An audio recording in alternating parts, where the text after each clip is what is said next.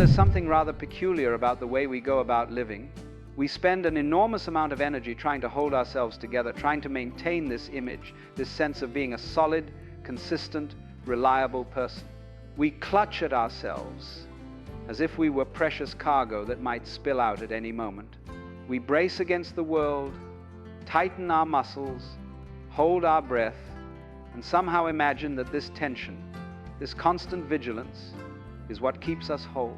But have you ever noticed, the tighter you grip, the more exhausted you become. The more you try to control every aspect of yourself, your thoughts, your feelings, your appearance, your performance, the more brittle you grow. It's like trying to hold water in your fist. The harder you squeeze, the more slips through your fingers. This is one of the great paradoxes of human existence, that in our attempt to preserve ourselves, we destroy ourselves. In our effort to remain unbroken, we fracture into 1,000 pieces. Let me put it to you this way. Imagine a tree in winter, coated with ice. When the wind blows, the branches that resist the ones that try to hold themselves rigid and firm, these are the branches that snap. They break with a terrible crack because they cannot bend.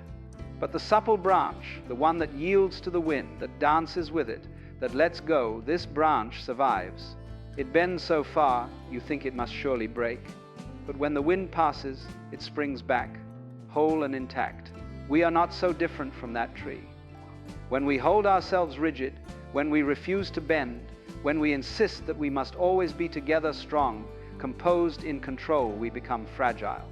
We become candidates for breaking. Now, what do I mean by holding yourself together? I'm talking about that constant inner work of self-maintenance, that exhausting job of being you. It's the way you monitor your every word before you speak, calculating whether it will be acceptable, whether it will maintain your image. It's the way you suppress your tears because you've decided that crying is weakness. It's the way you ignore your body's signals, the tiredness, the hunger, the need for rest because you have standards to maintain, expectations to meet. It's the story you tell yourself about who you are and who you must continue to be. I am the strong one. I am the reliable one. I am the one who doesn't fall apart. I am the one who holds it together for everyone else. And so you build this persona, this character, and then you spend all your energy trying to stay in character, even when the script no longer serves you, even when the role is crushing you. But here's what we don't realize. This self that we're trying so desperately to hold together, it's already an illusion. It's not a thing at all. It's a process, a flowing, a constant transformation. You are not a noun, you are a verb. You are not a fixed entity, you are an event happening. Think about it. Every cell in your body is constantly dying and being replaced. The thoughts in your mind arise and dissolve like waves on the ocean. Your feelings come and go like weather. Where in all of this flux is the solid, permanent thing you're trying to protect? It's nowhere to be found. It's like trying to preserve the pattern of a flame. The flame is not a thing, it's a process of burning. The moment you try to freeze it, to capture it, you extinguish it. And yet, we exhaust ourselves trying to be consistent, trying to be the same person we were yesterday, trying to match up to some image we've constructed. We carry around this photograph of ourselves, this idea of who we are, and we constantly check the mirror to make sure we still match the picture. When we don't, we panic. We feel we're falling apart. We feel we're losing ourselves. But what if you're not falling apart? What if you're simply falling? What if this sensation of dissolution is not destruction, but transformation?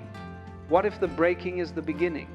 You see, there's a tremendous freedom in allowing yourself to come undone. When you stop clutching at yourself, when you stop trying to maintain this rigid structure, something extraordinary happens.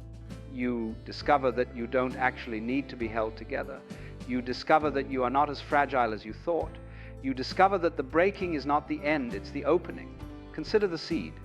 A seed is a complete thing, sealed and whole.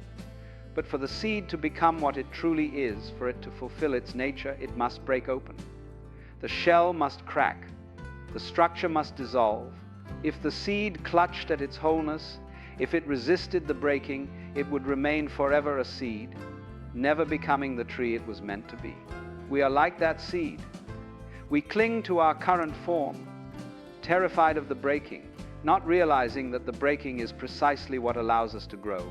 The caterpillar must dissolve in the chrysalis, literally dissolve into a kind of biological soup before it can reorganize itself as a butterfly. There is no transformation without dissolution. There is no becoming without unbecoming. But we live in a culture that pathologizes this breaking. We're told that falling apart is failure. We're told that needing help is weakness. We're told that expressing vulnerability is unprofessional, unattractive, inappropriate. And so we learn to perform togetherness. We learn to wear the mask of composure. We learn to say, "I'm fine," when we're crumbling inside. And the cost is enormous. The cost is that we live at a distance from ourselves, from our own truth, from our own aliveness. We become hollow, performing a version of life rather than living it. We become exhausted because maintaining the facade requires constant energy. We become numb because to feel fully would threaten the structure we're trying to maintain. And then, inevitably, something happens. Perhaps it's a crisis, a loss, an illness, a betrayal. Perhaps it's simply the accumulation of years of tension, like a fault line slowly building pressure, and suddenly, despite all your efforts, you break. The carefully constructed self shatters. The mask slips, the performance ends, and in that moment, you discover something astonishing. You are still here. Beneath the breaking, beneath the shattering of your constructed self, there is something that cannot be broken. There is an awareness, a presence, a being that simply is that, doesn't need to be held together because it was never separate in the first place. This is the great secret that the mystics have been pointing to for thousands of years, that your true nature is not the constructed self you've been trying to protect. Your true nature is the vast, open awareness, within which all experience arises and dissolves. It cannot be broken because it has no form. It cannot be lost because it is what you fundamentally are. When you stop identifying with the fortress and recognize yourself as the sky, the walls can crumble and you remain untouched, vast, free. The sky doesn't need to hold itself together. It simply is. Clouds come and go, storms pass through. The sky remains, boundless and whole. But we don't trust this. We don't trust the letting go. We've been so conditioned to believe that we must be in control, that we must manage ourselves, that relaxing our grip feels like annihilation. We confuse the death of the ego with the death of being itself. We think that if we stop trying so hard to be somebody, we'll become nobody. And you know what? There's truth in that fear. You will become nobody. But nobody is not nothing. Nobody is freedom from the exhausting job of being somebody. Nobody is the space in which anybody can arise. When you're nobody, you can be fully present, fully responsive, fully alive, because you're not busy maintaining your character, defending your image, protecting your story. Think about children before they learn to be self-conscious. They laugh when something is funny, cry when something hurts, rage when something frustrates them, and then moments later they're completely absorbed in play. They don't hold themselves together because they haven't yet learned to fragment themselves. They haven't yet learned that they should be ashamed of their tears, or that their anger is unacceptable, or that their joy is too much. But we teach them. We say, don't cry, don't be angry, calm down, be good. And slowly, they learn to split themselves, to create an acceptable self and hide the unacceptable parts. They learn to hold themselves together. They learn the exhausting work of being a proper person. And by the time we're adults, we've become experts at this self-management. We've got inner committees, an inner critic that monitors everything we do, an inner parent that scolds us, an inner perfectionist that's never satisfied. We've got rules and regulations about how we should be, what we should feel, how we should appear. We've turned ourselves into prisons, and we are both the prisoner and the guard. The Zen masters understood this deeply. They created koans, those maddening illogical puzzles specifically to break the student's conceptual mind. What is the sound of one hand clapping? What was your original face before your parents were born? These questions cannot be answered by the rational, holding it together mind. They require you to let go of your need for logical coherence, to surrender your grip on understanding, to fall into not knowing. And in that falling, in that breaking of the rational mind's control, something else emerges, a direct seeing, an immediate knowing that doesn't depend on concepts or constructions. The Japanese call it satori, a glimpse of your true nature. But it cannot come while you're holding tight, while you're trying to figure it out, while you're maintaining your composure. You see, the problem with trying to hold yourself together is that it's based on a fundamental misunderstanding, the belief that you are separate from the rest of existence, that you are an isolated entity that must protect itself against a hostile world. But this separation is the illusion.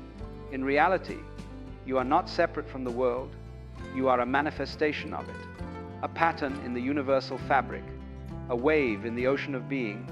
The wave might think it must hold itself together, maintain its distinct form, protect itself from other waves. But the wave is not separate from the ocean. It is the ocean, temporarily expressing itself in wave form.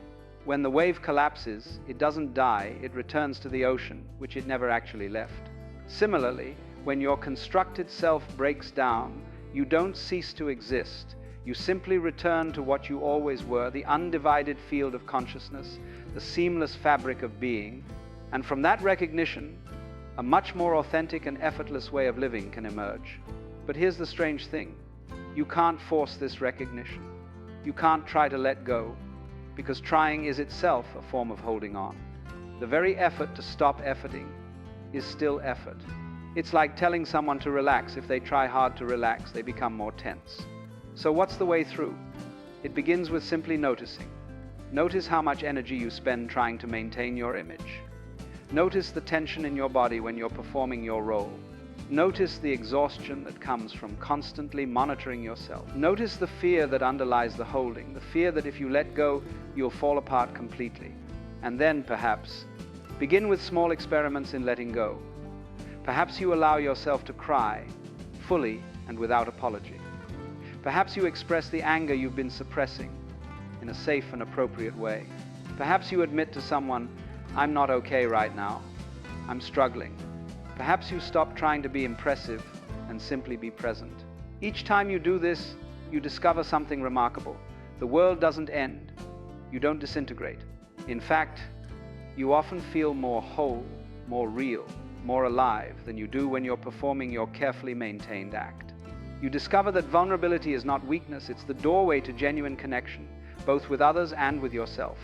I'm reminded of a conversation I once had with a friend who was going through a divorce.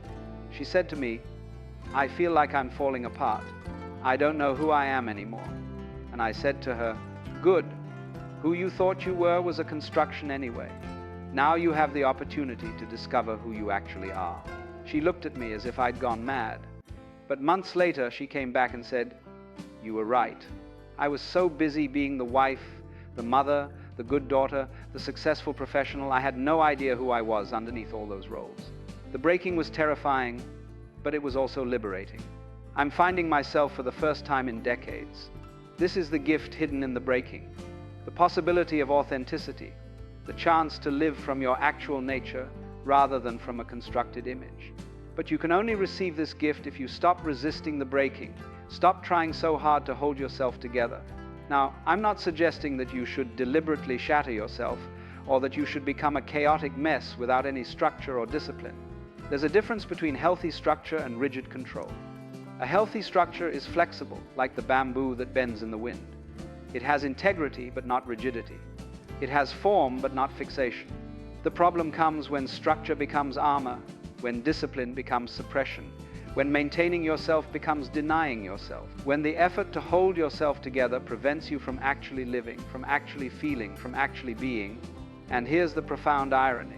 When you stop trying so desperately to hold yourself together, you often discover a natural coherence that emerges on its own. Not the forced coherence of willpower and self-control, but an organic wholeness that arises from being in harmony with your actual nature. It's like the difference between a military formation where everyone is forced into rigid alignment and a flock of birds in flight. The birds don't have a leader telling them where to go. They don't hold themselves in formation through effort. And yet they move together with breathtaking coordination, creating patterns of extraordinary beauty and complexity. They do this by following simple, natural principles, staying connected, responding to their neighbors, moving with the flow. When you relax your grip on yourself, when you stop trying to be someone and simply allow yourself to be, something similar happens. your thoughts, feelings, and actions begin to align naturally. Not because you're controlling them, but because you're no longer fragmenting yourself with contradictory demands and expectations. You see, most of our inner conflict comes from trying to be something we're not. We think we should be calmer, more confident, more spiritual, more successful. We think certain feelings are acceptable and others aren't. We think certain desires are noble and others are shameful. And so we're constantly at war with ourselves, trying to eliminate the parts we don't like, trying to cultivate the parts we think we should have. But this inner war is exhausting and ultimately futile. It's like trying to have a wave without a trough, or trying to have light without shadow. The parts of yourself you're trying to suppress don't go away, they just go underground, where they consume energy and eventually erupt in unexpected ways. The alternative is acceptance, not as a passive resignation, but as a clear-eyed recognition of what is. When you stop fighting yourself, when you stop trying to be other than you are, something extraordinary happens. The energy you were using for self-suppression becomes available for actually living. The psychological pressure that was building up, ready to explode, dissipates. You become integrated not through force, but through inclusion. This is what the Taoists meant by Wu Wei, action without forcing, accomplishment without struggle. It's not about being passive or lazy. It's about moving with your nature rather than against it.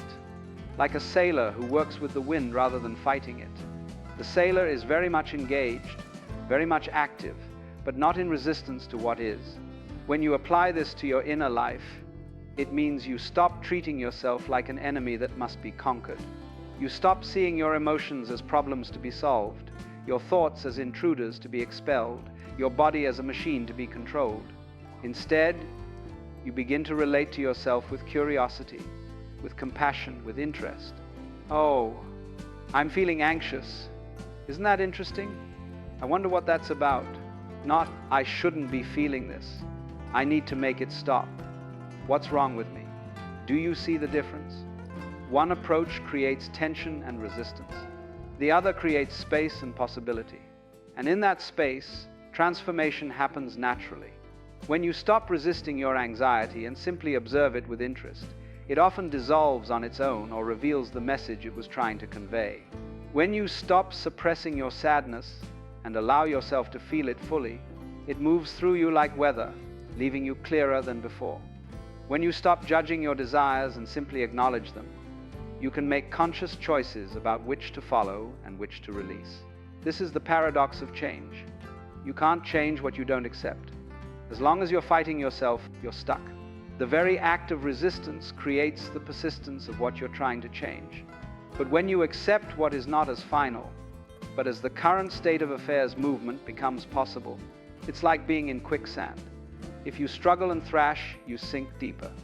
But if you relax, if you distribute your weight, you can float and gradually work your way free. The same principle applies to psychological quicksand. The more you fight, the more stuck you become. The more you relax into what is, the more freedom you discover. Now, there's a fear that comes up here for many people. They think, if I stop trying to control myself, if I just accept everything, won't I become self-indulgent? Won't I just lie around eating bonbons and never accomplish anything? Don't I need to hold myself together to function in the world? But this concern is based on a mistrust of your own nature. It assumes that without constant surveillance and control, you would become something terrible. But is that true? When you're genuinely relaxed, when you're not at war with yourself, do you actually want to just indulge in excess? Or do you naturally seek balance? Naturally move toward what's healthy and fulfilling? I would suggest that most destructive behavior, compulsion, cruelty, comes not from being too relaxed with yourself, but from being too tight, too rigid, too disconnected from your actual needs and feelings. The person who binges on food is usually someone who has been restricting too much. The person who explodes in rage is usually someone who has been suppressing anger for too long. The person who becomes addicted is usually someone trying to escape from an intolerable inner state created by constant self-judgment and self-rejection. When you're actually at ease with yourself, when you're not holding yourself together out of fear, you naturally make wiser choices. You eat when you're hungry and stop when you're satisfied. You rest when you're tired and act when you're energized. You speak your truth without aggression and set boundaries without guilt. You don't need rigid rules and constant self-monitoring because you're guided by a deeper intelligence, the intelligence of your organism, which has been navigating life successfully for millions of years of evolution. But we don't trust this intelligence. We think we need to override it with willpower, with shoulds and shouldn'ts, with tight control. And so we end up exhausted, brittle, and ironically more prone to the very behaviors we're trying to prevent. There's a beautiful metaphor in Chinese philosophy, the difference between a jar full of hard stones and a jar full of water. The jar with stones looks full, looks solid, but there are gaps everywhere, spaces between the stones. The jar with water is truly full. The water fills every space, adapts to every contour, leaves no gaps. When you hold yourself together rigidly, you're like the jar of stones, seemingly solid, but actually full of gaps, cracks, discontinuities. But when you allow yourself to flow, to be flexible and responsive, you become like the water, truly whole, adapting to circumstances without losing your essential nature. And here's another wonderful quality of water. It yields to everything, and yet it can wear away stone. It has no rigidity, no hardness, no insistence on its own way, and yet it is ultimately irresistible. This is the power of softness, the strength of flexibility. When you stop trying so hard to hold yourself together, when you allow yourself to be soft, to be vulnerable, to be responsive, you don't become weak, you become strong in a completely different way. You become like water, adaptable, flowing, gentle yet powerful, yielding yet unstoppable. But let me be clear about something. This is not a prescription for passivity or surrender to destructive circumstances. There's a difference between accepting yourself and accepting abuse.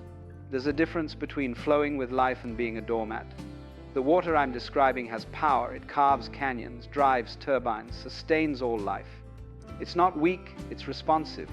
When you stop fragmenting yourself with inner conflict, when you stop exhausting yourself trying to maintain an image, you actually have more energy available for engaging with the world. You can set boundaries more clearly because you're not conflicted about whether you have the right to them. You can speak your truth more directly because you're not worried about maintaining a facade.